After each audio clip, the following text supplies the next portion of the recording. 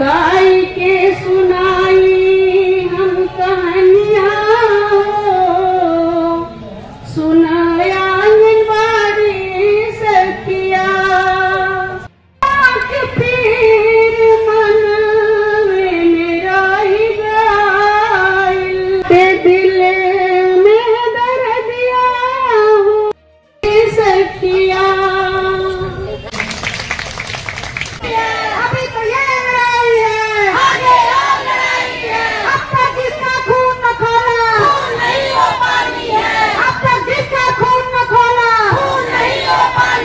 देशम साहब ज्ञापन ले रहे हैं।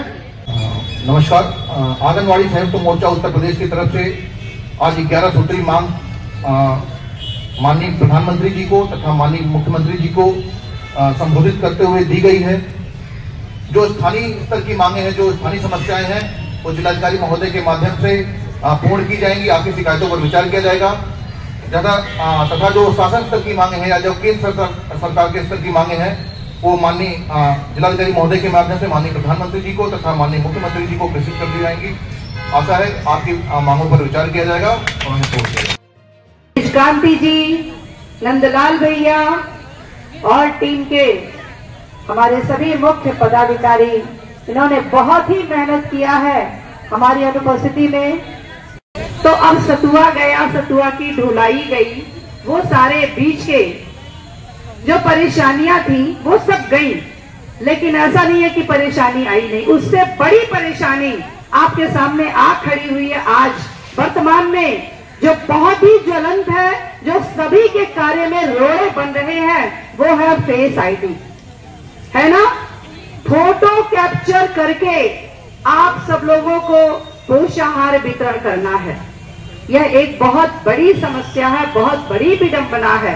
लंबित मांगों के संबंध में ज्ञापन हम लोग देंगे और सरकार को अपनी समस्याओं से अवगत कराएंगे, ताकि समय समय पर जो हमारी समस्याएं बढ़ती जा रही है, कार्य करने की जटिलता इतनी बढ़ती जा रही है कि आंगनबाड़ी कार्यकर्ताओं को प्री प्राइमरी से जोड़ दिया गया और अभी उसमें सुविधा के नाम पर, प्रशिक्षण के नाम पर कुछ भी नहीं। और साथ ही आंगनबाड़ी कार्यकर्तियों को जब नई शिक्षा नीति के तहत प्री प्राइमरी से जोड़ दिया गया, तो अलग से शिक्षा विभाग के द्वारा नई एजुकेटर की भर्ती की जा रही है। वो किस लिए की जा रही है, क्यों की जा रही है, कुछ तो पता चलना चाहिए। एजुकेटर की भर्ती की जाएगी, वो भी आंगनबाड़ी केंद्र पर उसको रखा जाएगा।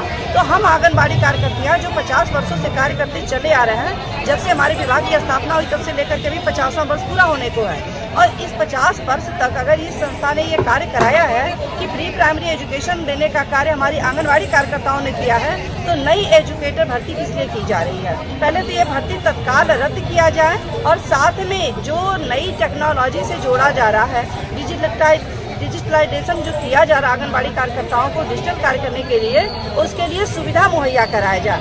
विगत 2 वर्षों से आंगनबाड़ी कार्यकर्तियों को फोन तो दिया गया है, फोन इतना घटिया क्वालिटी का है कि 1 GB डेटा वो पूरे दिन भर में सपोर्ट कर सकता है, जबकि हम लोगों के कार्य में कम से कम 5 GB डेटा की आवश्यकता रोज है, और 5 GB डेटा के लायक वो मोबाइल नहीं है। पहले तो अपना मोबाइल से हम लोग किसी तरह कार्य कर भी रहे हैं, तो पिछले 2 वर्ष से अभी मोबाइल को रिचार्ज करने के लिए धनराशि आवंटित की जा रही थी कि 2000 रुपए प्रति वर्ष दिया जाएगा, लेकिन विगत 2 वर्षों से वो पैसा भी नहीं आ रहा है। लेकिन कार्य का दबाव उतना ही है, पैसे नहीं दिए जा रहे हैं, संसाधन नहीं दिए जा रहे हैं, प्रशिक्षण नहीं दिए जा रहे हैं, और एक केंद्र पर 2-3 केंद्रों का कार्य एक आंगनबाड़ी कार्यकर्ती कर रही है। बिना संसाधन, बिना प्रशिक्षण के ये संभव नहीं है। और मानदेय के नाम पर केवल 6000 रुपए राज्य सरकार।